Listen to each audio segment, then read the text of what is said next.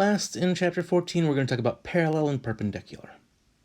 So, parallel basically means never intersecting, never touching. So we can have parallel lines, which are two lines that never touch. We could have parallel planes, which are two flat surfaces that never touch. Parallel lines will come off of a diagram always. Parallel planes, we have to think about space. So the top and bottom of your desk, for instance, would be parallel planes. If we extended them forever, they would still never touch each other. The left and right side walls of the classroom, or the front and the back walls of the classroom, are parallel planes. In our classroom, the ceiling and the floor are not parallel planes. The ceiling is slanted. It's higher on the outside and lower on the inside. At least I'm pretty sure it is. It's been a while since I've actually been in the classroom. I'm recording this on the morning of July 28th, 2020, if anyone's interested. But the point is, it's not flat like this floor is.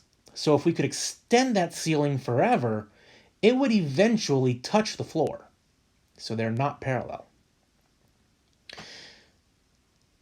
They are intersecting. Okay, intersecting means touching.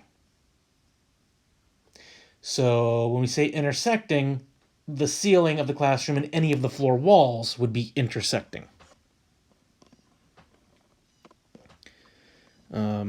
The other term is perpendicular, we're going to talk about today. Perpendicular means meets at a right angle. So again, perpendicular lines, we'll talk about those, but those are on a plane. Perpendicular planes are two planes that meet at a right angle. And as you look around, it's pretty easy to spot these because the human brain likes things that are perpendicular. We build things to be perpendicular. So in the classroom, the front wall and the left wall are perpendicular, or the back wall and the right wall are perpendicular. They meet at a nice right angle. So, identify a pair of parallel lines. Well, on this diagram, the parallel lines are lines MN and line JK, the diagonal ones. If we continued drawing those forever, they would still never ever touch.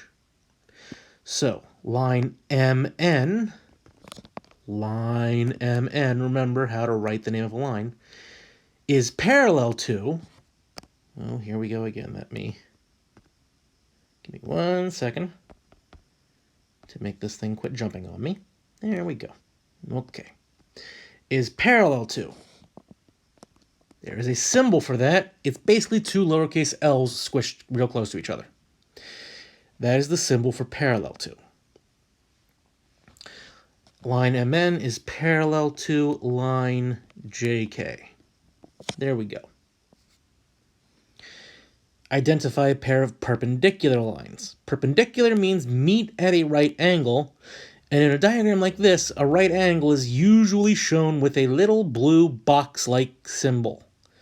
And you can see the little blue box-like symbol connecting the straight up and down and straight left and right lines. So the perpendicular lines are lines AB and DG. So line AB is perpendicular to an upside down capital T is the symbol for perpendicular to. And I don't know about you, but I don't want to write that out. So I'm going to use a symbol. Line AB is perpendicular to line DG. And then identify a pair of intersecting lines that aren't perpendicular. So two lines that touch that aren't perpendicular. So that could be line MN and line DG, for instance. They touch, but it's not at a right angle. JK and AB. Really, just pick one of the diagonal lines and then one of the perpendicular lines to get a pair that touch but aren't perpendicular. And then down here, Identify a pair of parallel planes on this building. So, as far as I'm concerned, there are 3 pair. We could have being parallel now, so that means never touching. The front is parallel to the back.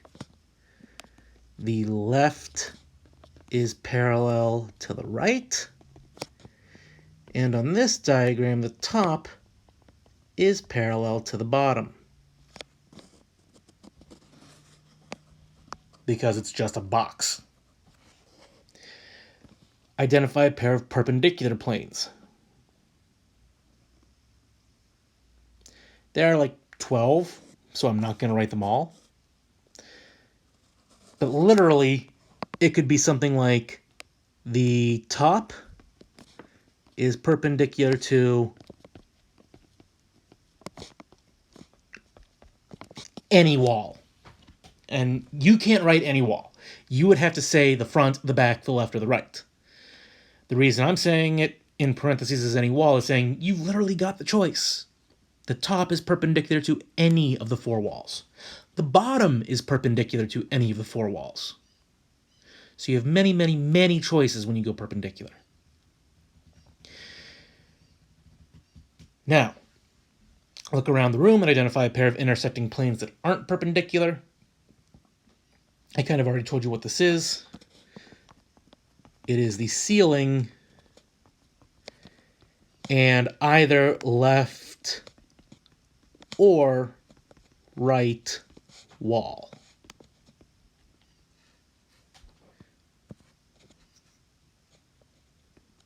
I guess technically, or I could say the floor as well. They're all options.